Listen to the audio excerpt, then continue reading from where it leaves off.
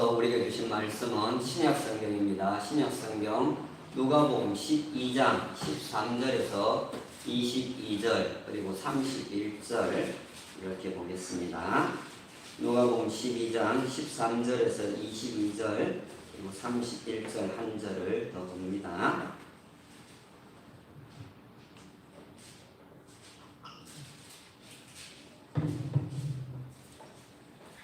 우리 찾으셨으면 한 음성음으로 읽도록 하겠습니다. 함께 읽습니다. 시작. 무리 중에 한 사람이 이르되 선생님 내 형을 명하여 유산을 나와 나누게 하소서 하니 이르시되 이 사람아 누가 나를 너의 재판장이나 물건 나누는 자로 세웠느냐 하시고 그들에게 이르시되 삼가 모든 탐심을 물리치라. 사람의 생명이 그 소유에 넉넉한 데 있지 아니하니라 하시고 또 비유로 그들에게 말하여 이르시되 한 부자가 그 밭에 소출이 풍성함에 심중에 생각하여 이르되 내가 곧 식사할 곳이 없으니 어찌할까 하고 또 이르되 내가 이렇게 하리라. 내 곡간을 걸고 더 크게 짓고 내 모든 곡식과 물건을 거기 쌓아두리라. 또 내가 내 영혼에게 이르되 영혼아 여러 해 쓸 물건을 많이 쌓아두었으니 평안히 쉬고 먹고 마시고 즐거워하자 하리라 하되 하나님은 이르시되 어리석은 자여 오늘 밤에 내 영혼을 도로 찾으리니 그러면 내 준비한 것이 누구의 것이 되겠느냐 하셨으니 자기를 위하여 재물을 쌓아두고 하나님께 대하여 부유하지 못한 자가 이와 같으리라. 또 제자들에게 이르시되 그러므로 내가 너에게 이르노니 너희 목숨을 위하여 무엇을 먹을까 몸을 위하여 무엇을 입을까 염려하지 말라. 31절 한 절 더 보겠습니다. 시작. 다만 너희는 그의 나라를 구하라. 그리하면 이런 것들을 너희에게 더하시리라. 아멘. 오늘 또 예배 자리에 나오신 한 분 한 분을 주님의 이름으로 찬양하고 또 환영하고 축복합니다. 오늘 설교 제목은 위험한 인생 설계, 위대한 영생보험 이렇게 제목을 정했습니다. 위험한 인생 설계, 위대한 영생보험. 좀 이렇게 제목이 듣기에 따라서 어떻게 볼지 모르겠는데요. 일단 이런 제목을 정했습니다.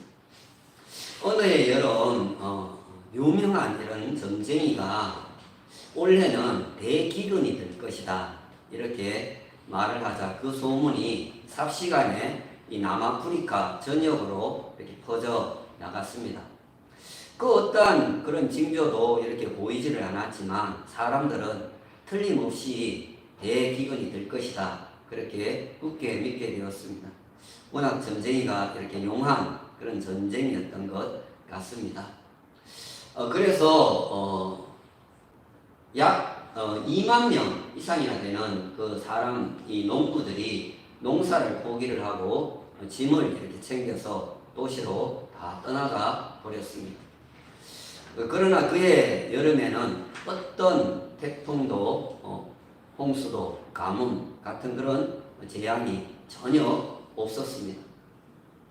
다만 애써 이렇게 뿌리고 심어 놓은 그런 곡식들을 가꿀 그런 농부들이 없어서 그만 이 농작물이 다 타 죽고 말았다라는 것입니다.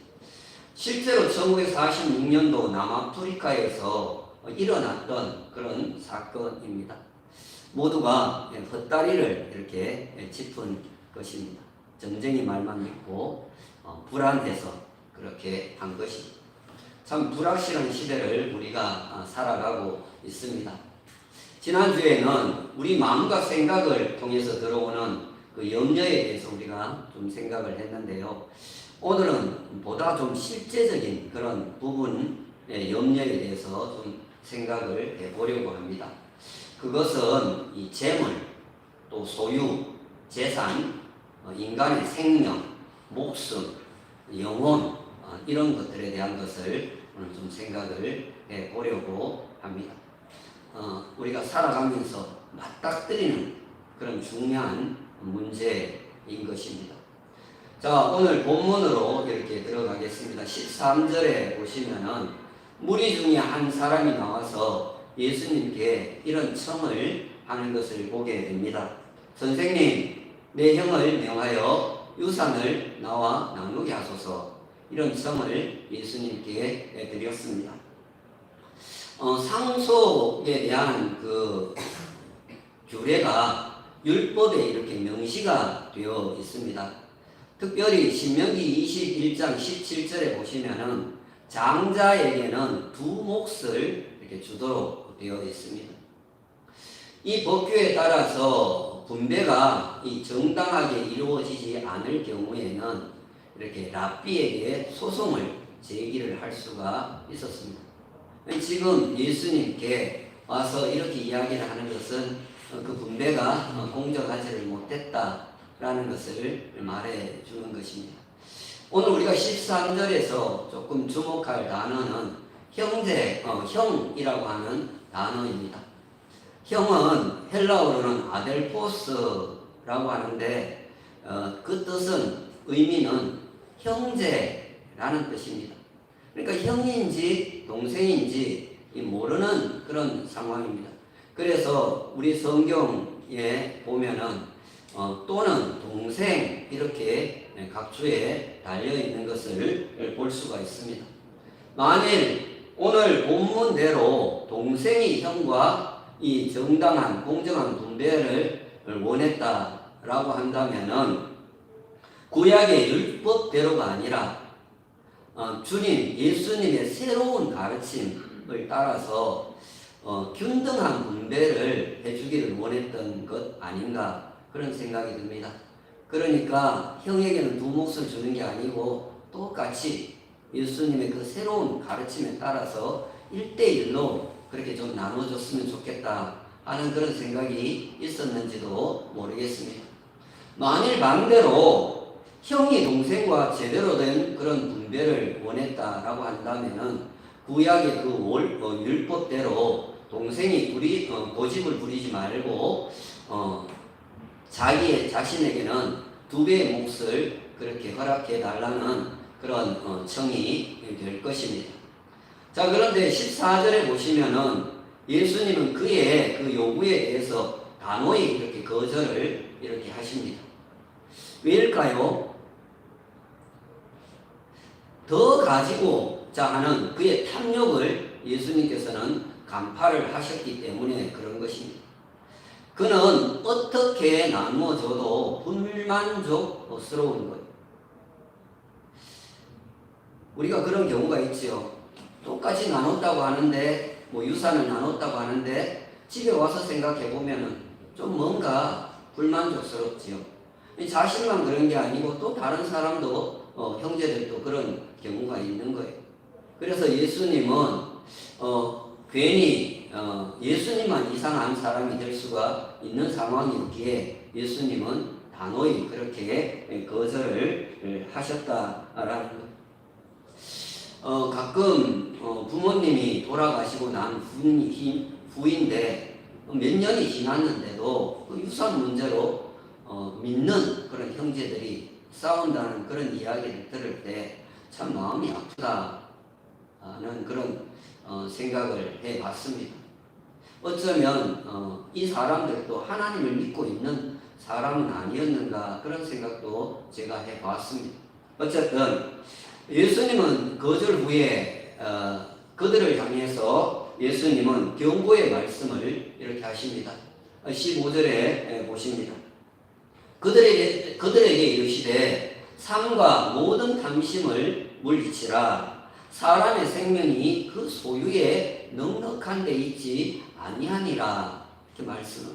여기 그들은 2 형제 그리고 둘러선 무리들 더 나아가서는 예수님의 제자들에게까지 다 포함이 되는 그런 말씀이라고 여겨집니다. 자, 여기 우리말로는 삶과 모든 탐심을 물리치라 이렇게 되어 있지만 원문으로 이렇게 보면은 모든 탐심을 주의하여 물리치라 이렇게 되어 있습니다.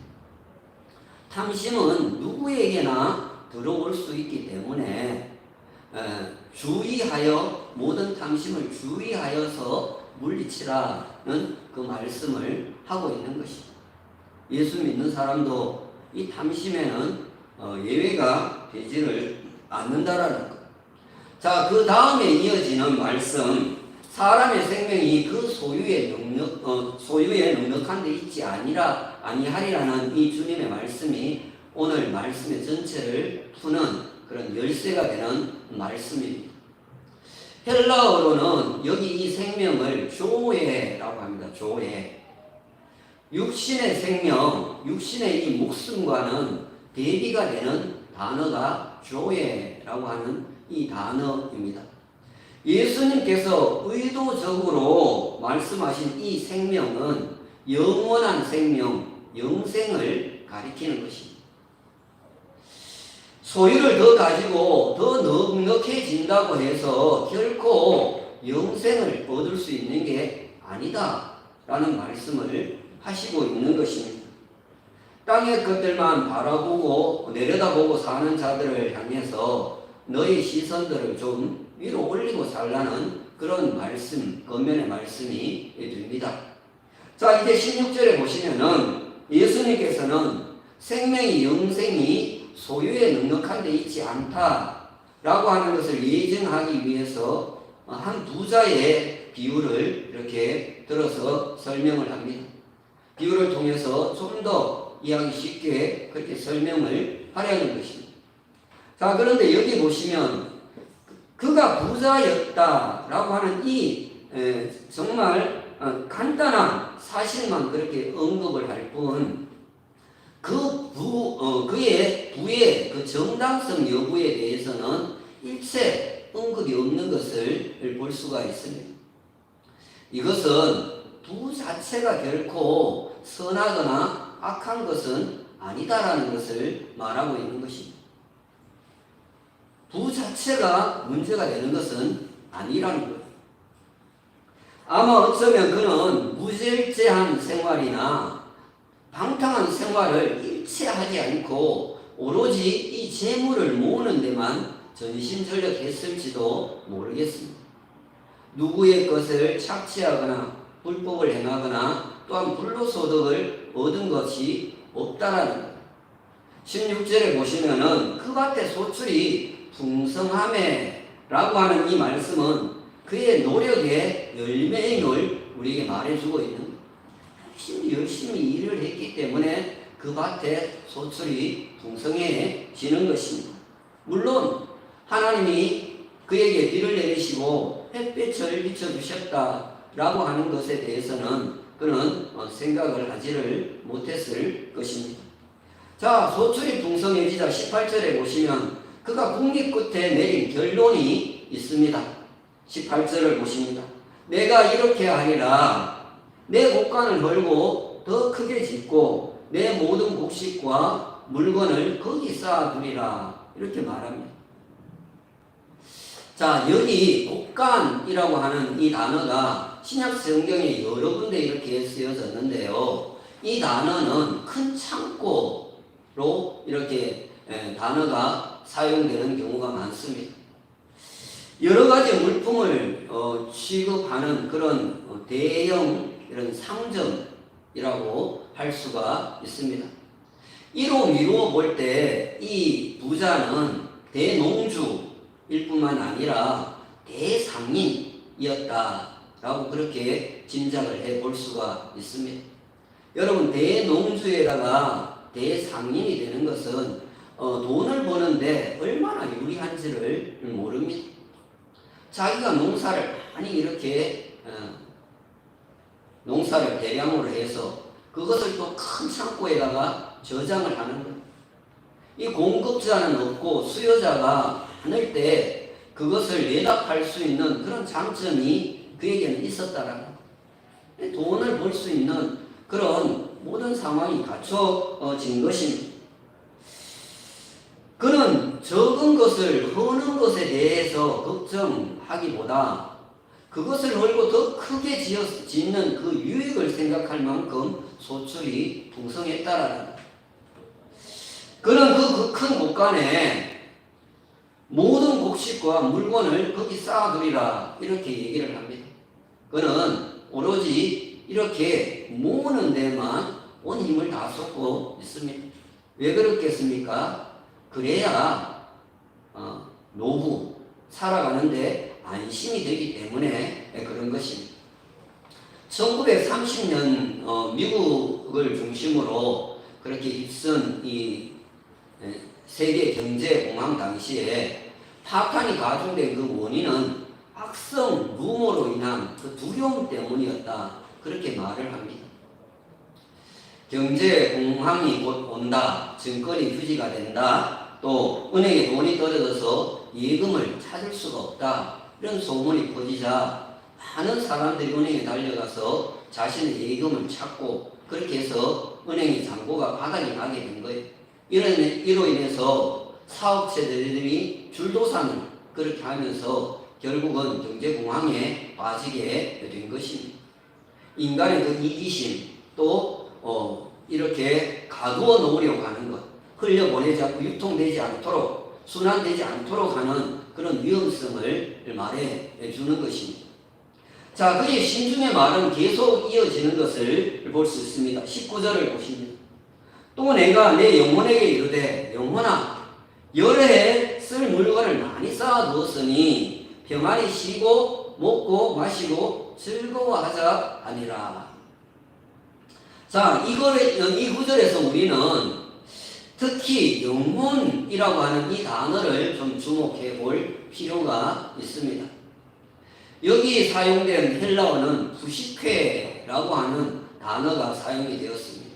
이 부시쾌라고 하는 이 단어는 영혼이라고 하는 단어로도 사용이 되고 목숨이라고 또 사용되는 그 단어입니다. 자, 그래서 여기서는 오히려 영혼, 목숨이라고 그렇게 번역을 하는 게 더 낫지 않을까 그렇게 저는 생각이 들었습니다. 여러 해 쓸 물건을 통해서 먹고 마심으로 육신의 안식과 즐거움을 얻을 수는 있지만은 그것이 결코 영혼의 안식과 즐거움은 줄 수 없기 때문에 그런 것입니다. 여러분 아무리 재물을 많이 쌓아놓고 먹을 수 있는 것들을 많이 쌓아놓는다고 해서 그것이 영혼의 안식과 즐거움이 됩니까? 안 되는 거예요. 만일 그가 물질을 통해 영혼이 안식을 얻고 즐거움을 얻을 수 있다라고 생각을 했다면 그런 착각을 해도 너무 큰 착각을 한 것이 되는 것입니다. 물질로는 결코 영혼의 안식을 누릴 수가 없는 것입니다. 그러면 그는 영의 세계 하나님의 나라에 대해서도 완전히 무지한 자가 되는 거예요. 어떤 물질을 통해서 영혼이 안식을 얻고 즐거움을 누릴 수 있다 그렇게 생각한다면 그렇다는 것입니다. 그는 지금 자기 목숨을 향해서 내 목숨아 여러 해 쓸 것을 준비해 두었으니 평안히 쉬고 먹고 마시고 즐거워하자 그렇게 이야기를 하고 있는 것입니다. 이렇게 볼 때 그는 내세관은 하나도 없고 그저 현세관만 가지고 살아가는 사람이었다라는 거예요. 물론 오랜 세월 동안 피땀 흘려 부를 축적한 자에게 그 부를 통해서 안락하고 풍족한 세월을 부과하고자 하는 그 보상 심리는 인간의 본능이라고 할 수 있습니다. 누구나 다 그래요. 내가 누구보다 더 노력을 해서 나의 수고를 통해서 많은 부를 축적했다면은 그것을 통해서 좀 더 편리함을 누리려고 하는 것은 다 인간의 본심인 거예요. 하지만 그에게는 자신의 생명이 자신의 것이 아니라고 하는 것, 그것을 자각했어야 되는데 그러지 못했다라고 하는 것이 그의 큰 문제다라는 것입니다. 자, 이제 하나님은 그의 마음과 생각으로부터 나오는 그 말까지도 다 아시고 그를 향해서 이런 경고의 메시지를 전합니다. 20절을 보십니다. 어리석은 자여, 오늘 밤에 내 영혼을 도로 찾으리니 그러면 내 준비한 것이 누구의 것이 되겠느냐. 이렇게 예수님께서 반문을 하십니다. 자, 여기 보시면은 하나님은 자신의 삶에 대해서 용의 주도한 그런 계획을 세운 이 부자를 향해서 오 지혜로운 자여 라고 하지 않고 이 철딱선이 없는 어리석은 자여 이렇게 말씀을 하셨습니다. 여러분, 우리가 인간적으로 생각하면 이 세상을 물질로 살아가는 사람이라고 생각을 하면은 얼마나 준비가 잘 된 사람입니까? 지혜로운 자라고 얘기를 해야 되지 않겠어요? 그런데 예수님은 어리석은 자요 그렇게 얘기를 했습니다. 여기 어리석은 자로 번역되어 이 헬라어는 아프론이라고 하는 단어인데요. 아는 부정어입니다. 영어에도 A, 알파벳 A를 붙여서 부정어를 만드는 경우가 있듯이 지금 이것도 이 단어도 부정어를 만든 거예요. 프로는 정신이라는 뜻입니다. 이 두 단어를 합하면 뭡니까? 어리석은 자는 정신 나간 자, 정신 없는 자, 분별력이 없는 자 그런 뜻이 되어지는 것입니다. 그런 물질이 목숨을 유지시켜 준다고 여겼습니다. 오늘 본문의 말씀대로 하면은 물질이 영혼의 안식을 준다고 여겼습니다. 그러니 정신 나간 자가 정신 없는 자가 되어지는 것입니다. 그가 더 어리석은 것은 자신의 생명을 자신이 지킬 수 있다라고 여긴 것입니다. 자, 여기 보시면은 하나님은 오늘 밤에 내 영혼을 도로 찾으리니 그렇게 말씀을 합니다. 이것은 가정법입니다. 참으로 다행스러운 거죠. 이 경고를 미리 하는 거예요. 그렇게 살지 말고 미래를 준비하며 살라는 그런 메시지를 주는 거죠. 여기 사용된 영혼이라고 하는 단어 역시도 헬라어로는 부식회, 목숨이라고 번역을 하는 것이 더 나을 듯 합니다. 오늘 밤에 내 목숨을 거두어 간다면 이런 말씀이 되는 것입니다.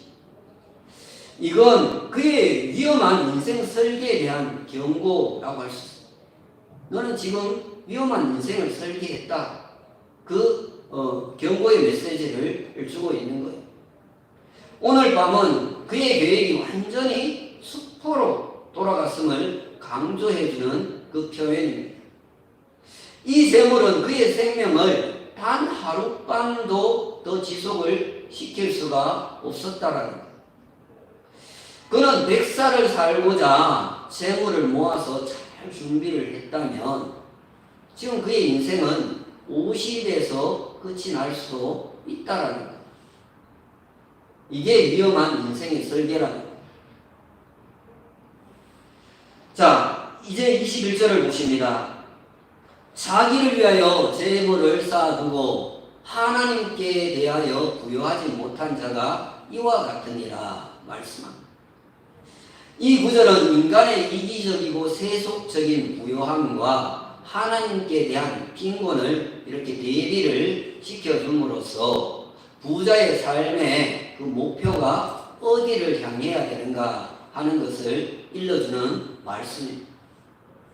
땅의 것에 너무 소망을 두고 살지 말라는, 위를 바라보고 살라는 그런 메시지인 것입니다.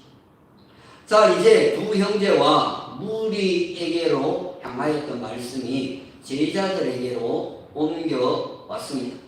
사실 22절 이하의 이 내용은 마태복음 6장의 산상수훈에서 예수님께서 하신 말씀을 저자 누가가 이리로 가져다 놓은 거예요. 계속 재물과 관련된, 먹고 사는 문제와 관련된 것을 쭉 이야기하다가 이제 제자들에게로 그 말씀을 이렇게 하시는 것. 제자들은 모든 것을, 거의 대부분의 모든 것을 버리고 주님을 따름으로 영생을 약속받은 그런 사람들입니다. 그럼에도 그들은 땅에 발을 딛고 사는 사람이라서 먹고 사는 문제에 대해서 염려를 하지 아니할 수가 없었다라는 거예요. 지금 우리 예수 믿는 사람과 똑같은 거죠. 이때 주님은 제자들에게 이렇게 말씀을 하셨습니다. 22절을 봅니다. 그러므로 내가 너희에게 이르노니 너희 목숨을 위하여 무엇을 먹을까, 몸을 위하여 무엇을 입을까 염려하지 말라, 이렇게 말씀을 하십니다. 여기 목숨으로 번역된 단어 역시도 부식회라고 하는 단어가 쓰였습니다. 이로 인해서 우리는 예수님께서 계속해서 하신 말씀이 영혼이 아니고 목숨이었다라고 하는 것을 알게 되는 것입니다. 두 형제는 나눌 재산이라도 있지요. 또 오늘 본문의 비유 속에 등장한 이 부자도 쌓아놓을 것이 있지요. 그에 비해서 제자들에게는 아무것도 없었습니다. 상대적으로 얼마나 더 불안했겠습니까? 우리 예수 믿는 사람들이 느낄 수 있는 그런 불안이 제자들에게 있었던 겁니다. 그런데 주님은 그 모든 것에 대해서 어떻게 하지 말라? 염려하지 말라, 그렇게 말씀을 하셨습니다. 오늘 본문 24절에 보시면은 까마귀도 먹이시고 또 27절에 보시면 백합화도 입히시는 하나님께서 그의 모든 필요를 아신다, 그렇게 30절에서 말씀을 하고 있습니다. 여러분, 모든 염려들은 하나님을 신뢰하지 못한 것에서 기인을 하는 것입니다. 아이들이 어렸을 때는 세뱃돈을 받아서 엄마 아빠에게 이렇게 다 줍니다. 그러다가 어느 정도 자라서 돈의 위력을 알고 또 엄마 아빠에게 돈을 줬을 때 그 돈이 자기가 필요할 때 받아 쓸 수 없다라고 알게 되었을 때는 절대로 부모에게 그 돈을 맡기지를 않습니다. 그런데 여러분, 이런 불신이 하나님께로까지 이렇게 이어져서는 결코 안 된다라는 거예요. 세상의 부모는 돈이 없어서 못 줄 수가 있습니다. 그러나 하나님은 그 모든 성도가 한 것에 대해서는 하늘 창고에 보관을 해 놓으십니다. 하나님은 돈이 필요치 않는 분이시기 때문에 그렇습니다. 세상의 모든 것이 하나님의 것이기 때문에 그렇습니다. 자, 이제 위대한 영생보험을 든 사람들이 이 땅에서 어떻게 살아가야 하는지를 이제 살펴보겠습니다. 오늘 31절의 전반부를 보시면 다만 너희는 그의 나라를 구하라 말씀합니다. 자, 하나님의 나라를 위해서 물질을 사용하는 방법은 두 가지. 첫째는 하나님께 드리는 것입니다. 둘째는 이웃을 위해 나누는 것입니다.